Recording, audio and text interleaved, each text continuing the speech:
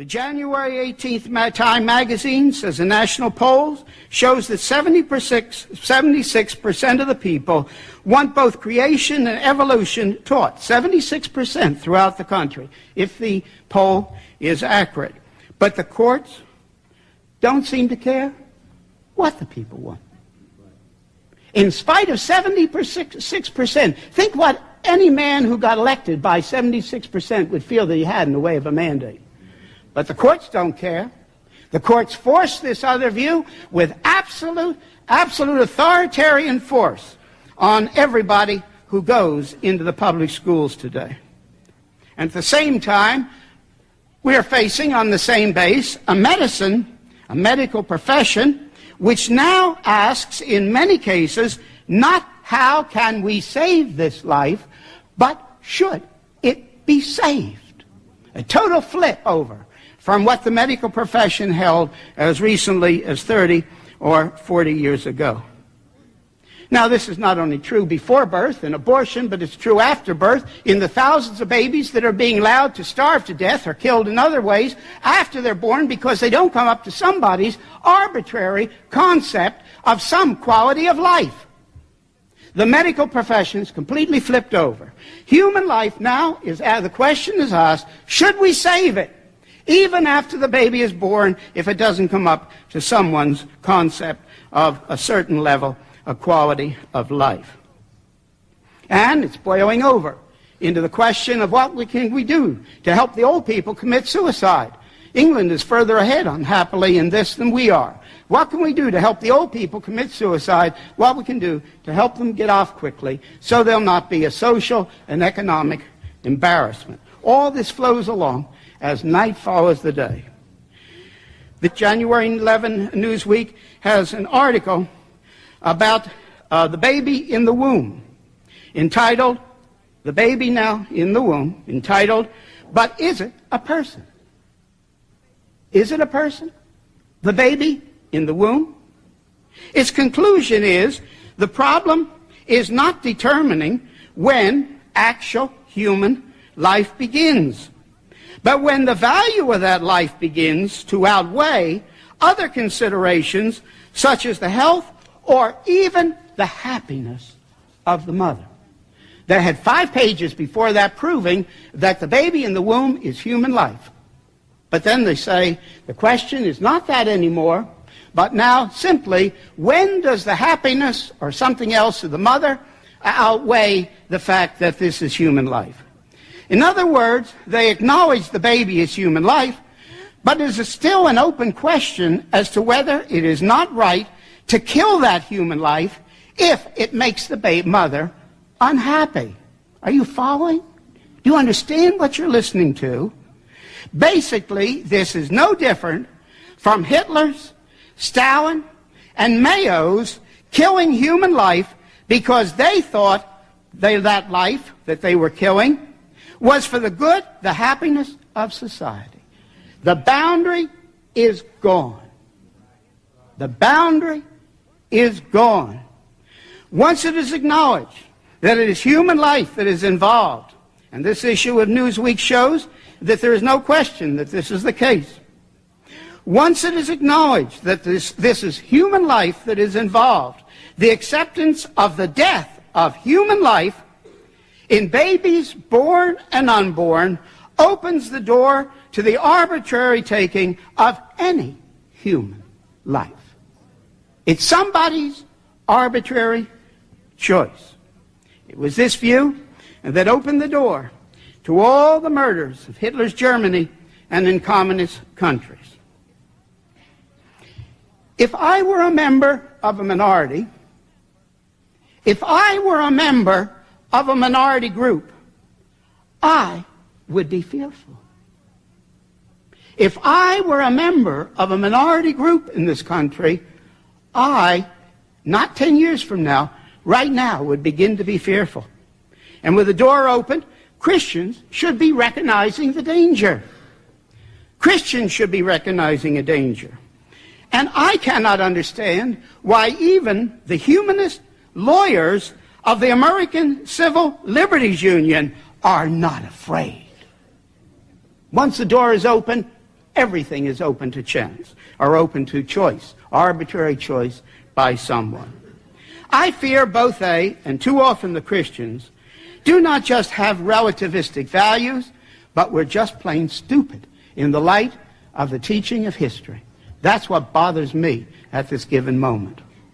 We cannot be surprised that the liberal theologians come down on the side of the secular humanists and on almost every issue. They do. They come down on the side of the secular humanists at almost every issue.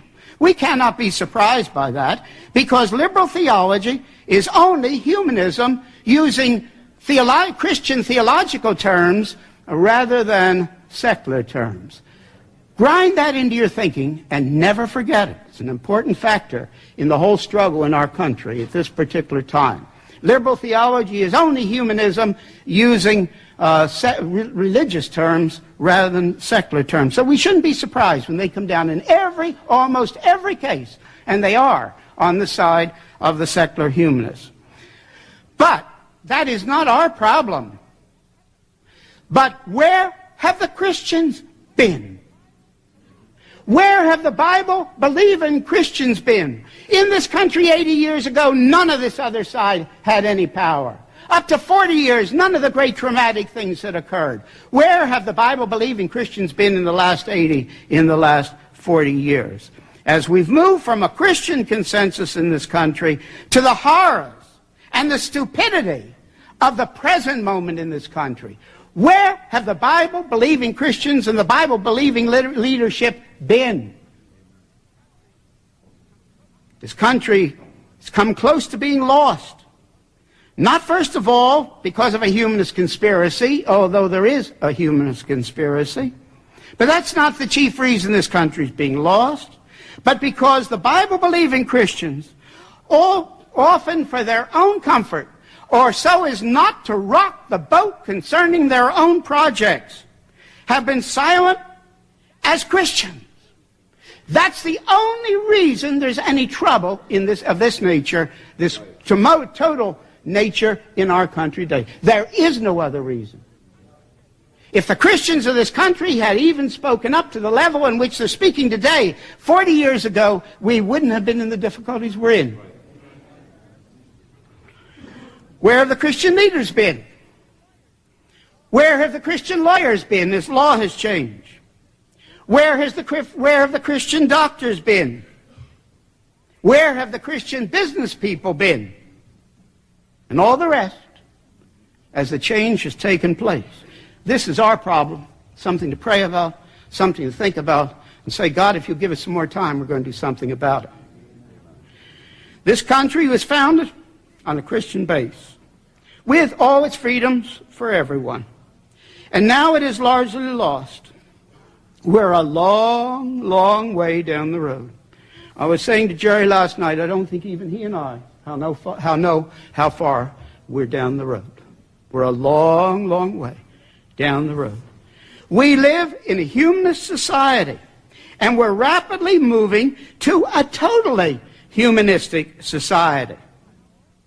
For example, by law, our public schools are now secularized and shut to all religious teaching except the humanist religious teaching and influence as completely as the Socialist Union shuts its schools. I don't know if you realize that, but Christianity is completely shut out of and all religions, shut out of the public schools in this country as completely as it is in Soviet Union. Marxism isn't taught, but as far as secularization goes, it's just as complete.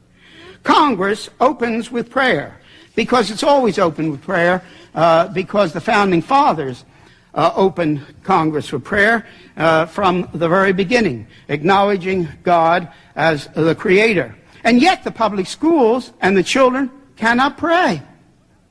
Congress prays out of a memory of the past, but our children cannot pray in the public schools. I will repeat, we're not only immoral, we're stupid. This, and I use the word now again with tremendous force, linking it back into the Reformation and all that is involved, the writing of Samuel Rutherford and everything. This is tyranny, and it must be called nothing less than tyranny. It's tyranny. And the founding fathers acted to defeat such tyranny in their day. And Christians and others who love liberty and human life should be acting in the same way as they acted in our day. If we do not act now to use every means and get rid of such tyranny, and then the next part of the sentence, and the hidden censorship we face on every side, the hidden censorship we face on every side, and in the Christian Manifesto I go into some of the details, and the hidden censorship we face on every side, I do not think we're going to get another opportunity. I think it's now or never for the Christian people and anybody of goodwill, but especially the Christian people in this country. In the present so-called conservative swing in the last election, we have an opportunity. But let us never forget this. A conservative humanism is no better than a liberal humanism. And we must use every means available to us to use the open door, to roll back the awful and inevitable results brought forth by the other worldview of final reality, being material or energy shaped by chance. We must not be satisfied only with words at the present moment. We must demand and struggle for real change. It's no moment to be sleeping. We must struggle with everything within us in every way we can for real change at this moment, and not for just words. It is now or never. This is true spirituality. Are you surprised? What is true spirituality? True spirituality is looking to Christ for my strength, the resurrected Christ, every moment of my life. But it means that Christ must be the Lord of everything in my life and not just something called religion. That must not be separated. Christ being the Lord of my whole life means that Christ is Lord of not just my religious life, but down into my profession and also into my duties as a citizen of a country that was founded upon the fact that has given us the freedoms which we have. The great revivals of the past called for individual salvation, but in every case, the great revivals also brought forth social change. A lot of the evangelical leaders seem to have forgotten that. They called for individual salvation and thousands were saved, thank God. But there was no revival from the Great Awakening in America back through Wesley, back through Whitefield, back through the Scandinavian revivals that didn't bring forth individual salvation but a resultant social change. And we must stand in that stream with courage today, even if the price is high in the profession in which we live. What is the loyalty to Christ worth to you? There is no other question. That's it. That's it. We must smash the lie of the new and novel concept of the separation of religion and state, which now exists. This is a lie totally against the original meaning of the First Amendment. Now, with that, we must make plain that we're totally opposed to any form of a theocracy, either in fact or in name. We must not confuse patriotism with loyalty to Christ. What we want and what we must fight for with all that is in us as citizens of this country, but also as citizens of the heavenly country, which is opposed to all tyranny. And Samuel Rutherford was not wrong. Tyranny of all sorts comes from the devil and not from God.